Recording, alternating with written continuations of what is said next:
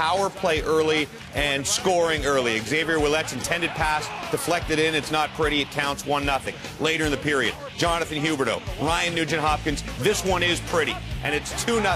Canada started the big day for Ryan Nugent-Hopkins. Under a minute in the first, German power play. Tobias Reeder all alone, backdoor, 2-1 is your score. Now second, 3-1 Canada. Dougie Hamilton, that was offside. We looked at it on the replay, doesn't matter. Huberdeau makes it 4-1. Probably matters to the Germans, but didn't matter in the outcome. Later in the period, puck squirts out in front to Ty Ratty alone in front, and Canada has a 5-1 lead, and everybody's starting to chip in, including Ryan Strome in on the action. Takes the nice feed from Jonathan Drouin, and it will be 6-1 Canada route on. Or is it the Germans? Couple of sloppy plays by Canada on D. Malcolm Subban beat there on the backhand. Then a couple of minutes later, Nicholas Latta scores off another turnover. McNeil with a bad pass.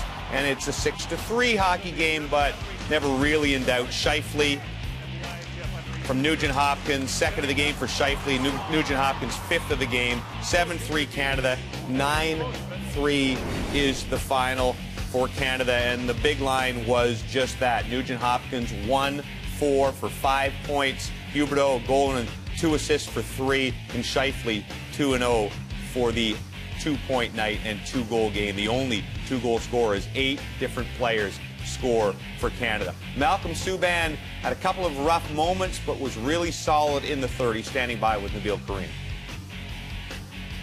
Malcolm, first game in now, got a win under the belt. How did you feel out there?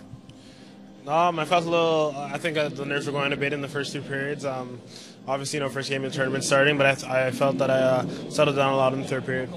How much confidence did you get getting the start and knowing that you're going to be starting goalie going ahead?